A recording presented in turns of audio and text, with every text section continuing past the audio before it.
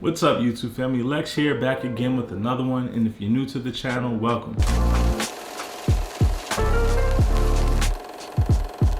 Today we're going to get into a highly requested video, as some of you want to see my color grading process and how I get my signature look, and we'll just dive straight into it. I'm using DaVinci Resolve, the studio version. Some of you aren't, and that's okay, because I have two different ways of doing this, and if none of those apply to you, then you can always purchase my LUTs, which are provided down below in the description. Now, Fujifilm has its own Rec. 709 conversions. Now, basically what I did was I went and took the still after converting the log image to a Rec. 709.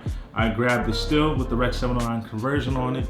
I exported that still out of DaVinci, and then I took that still and imported it into Lightroom. Now in Lightroom, with the Rec. 709 conversion on top of it, I tweaked colors and I tried to get it as close as to the way I would like to see my image, which is really vibrant but also vibey. And then I used the Howled LUT generator and I copied tweaks that I made on that Rec. 709 image. I exported it, created my own LUT, brought that LUT back into DaVinci, and I labeled that the MXT film. That was the process. I know some of you are like, why would you go through the exporting and importing, whole situation, but it worked, and I have no issue. But if you're using something like Film Convert, you can get close to that like vibey look that I'm using on my videos. So this is the look that I got out of Film Convert.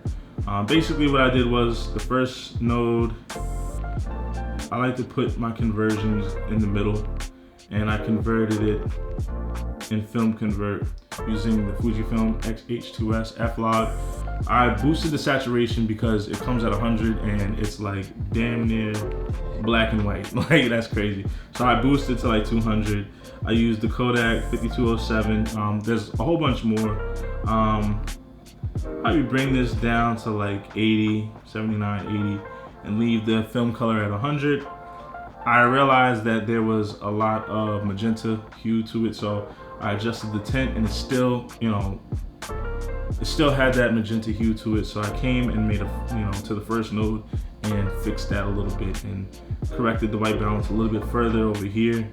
And then on my second node, and after that, I came into my second node and I used this highlight tool over here, and I use it as highlight retention, and I bring those highlights down. It gives the image more of a high dynamic range look. I came over into my fourth node, and I noticed that the sky still had like a magenta-ish look. It was blue, but I wanted it to match my look. So I was like, you know what?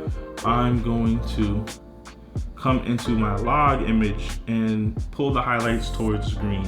And that's what gave me that sea green, that vibey sea green sky. I wouldn't even say that's teal, it's like the sea-ish green. I made another node, and I basically just made the yellows and the browns a little bit more vibrant, a little bit more rich. I came over into my curves, and I selected, I selected the jacket. I'm not too familiar. I know I didn't select the skin tones, but I think I selected this, and I just, I changed the hue a little bit and boosted the saturation and changed the luminance a little bit, and this is what we got. Once again, just trying to get closer to that image. It's not exactly how I did it in Lightroom, and then the whole process that I did, but when using Film Convert, you could get close to it, and there you have it.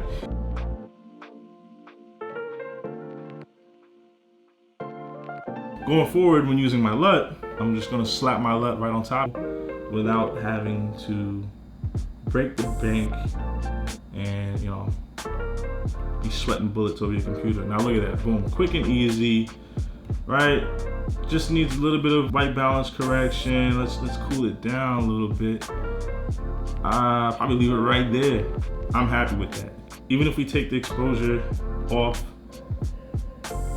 now let's keep the highlight retention node on, and then boom, four nodes, sorry. This is my softening node. I use this to soften the image a little bit, and basically how I do that is I come over here and I just bring this up a little bit, but I left it at 52. And it softens the image up because Fujifilm cameras seem to be extremely sharp, even when turning the sharpening all the way down. With 3 nodes, we have an incredible image.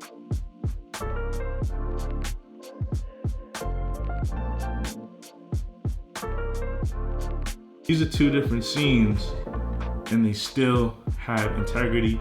They still have rich colors, and you don't see any banding or any issues. So I hope I was able to help you guys get a quick and easy look into my color grading process. If you want to purchase my LUT, my signature LUT, it is provided in the link below. Like I said, I made this for myself, and then when I realized how good it was, I said, you know what, let me share it onto the world so it can make everyone else's filmmaking and color grading process easy. So, way like giving back. And if you want to purchase my LUT, I want to say thank you in advance. It helps the channel grow, and the LUT is provided in the link below. That rhymed. Bars. So, happy filmmaking, go out and shoot something, and I hope to see you guys again in the next one. Till then, take care.